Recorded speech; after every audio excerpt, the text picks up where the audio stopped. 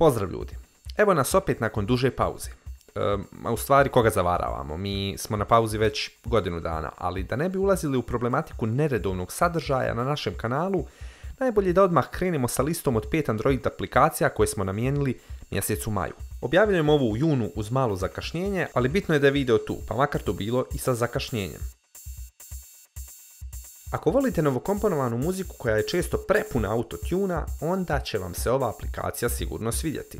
U pitanju je svojevrsni džepni autotune koji će vam omogućiti da sa vašim telefonom izmijenite glas, te na brzinu napravite nekakvu pjesmu. Naime, aplikacija vam u svojoj free verziji daje nekoliko osnovnih efekata kojima možete tretirati vaš glas, a pored audio zapisa moguće je sve uraditi i dok snimate video.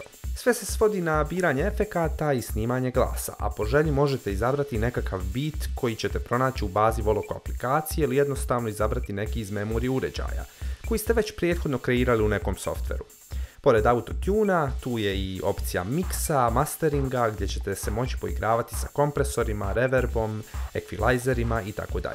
Pored ovoga, Voloko aplikacija nudi još dodatnih sadržaja, ali kako vam ne bismo sve otkrivali, uputite se na Play Store te dodatno istražite. Top 5 Android aplikacija. Top 5 Android aplikacija. Top 5 Android aplikacija. Top 5 Android aplikacija. Evo jedne aplikacije u kojoj nemamo mnogo toga za reći, ali ne zato što je beskorisna, nego zato što je njena namjena vrlo jasna.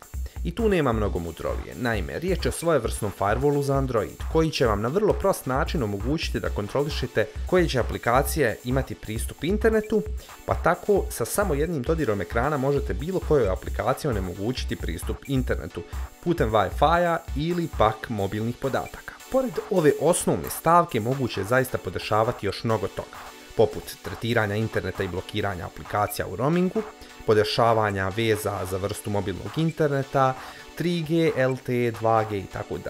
Većina opcija vam je dostupna u free varijanti, ali ako ipak želite više, svaki od dodataka možete naknadno kupiti po cijenama koje ćete vidjeti u aplikaciji.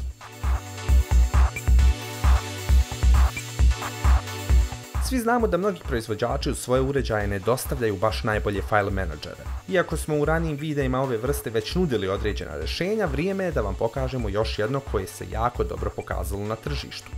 U pitanju je Solid Explorer, koji posjeduje zaista mnogo opcija i vjerujemo da vam ništa vezano za organizaciju memorije vašeg uređaja neće faliti.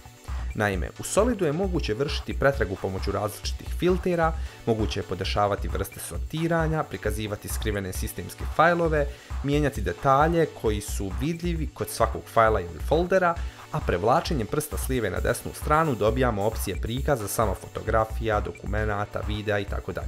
Što se tiče samog interfejsa, on je vrlo intuitivan i prijatan oku, a u slučaju da vam nešto smeta moguće je igrati se sa temama same aplikacije, izgleda ikonica itd.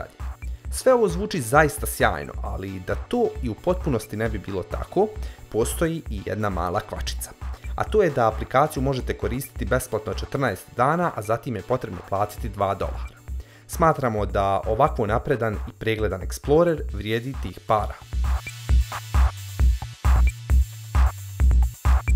Video Compress, kao što i sam naziv kaže, je aplikacija namijenjena kompresovanju video fajlova. Naime, sigurno ste nekada imali potrebu da smanjite veličinu fajla na uštrb nešto nižeg kvaliteta ili jednostavno da promijenite rezoluciju videa. S ovom aplikacijom to je vrlo prosto, izaberete video rezoluciju, bitrate i samo pokrenete proces. Također, video je moguće isjecati prije kompresije, to jest renderovanja, rotirati ga, ubrzati, eksportovati kao audio fajl u MP3 formatu itd.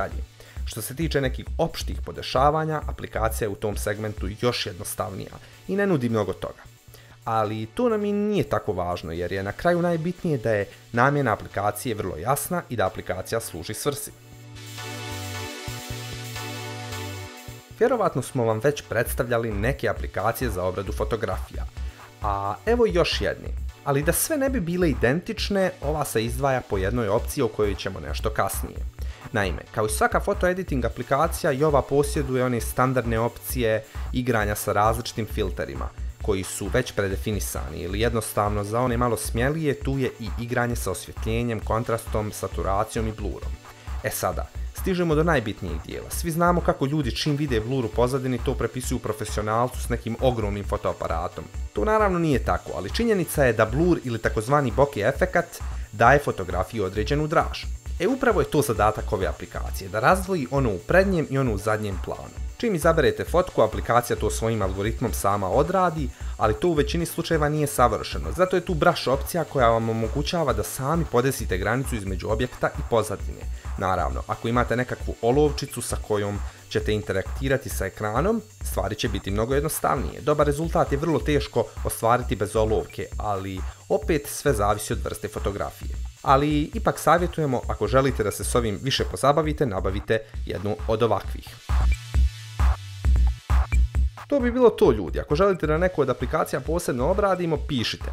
Također nam pišite i vaša pitanja jer u sljedećem videu odgovaramo na njih, a za to nećete čekati dugo. Obećavamo. A nismo zaboravili ni vaše želje da se pozabavimo sa nekim od aplikacija sa prošle liste. Ali do tada, ako vam se video svidio, lajkujte, pretplatite se na kanal, kliknite na zvonce i svakako nas zapratite na Facebooku i Instagramu. Možda postanemo redovniji, nikad se ne zna.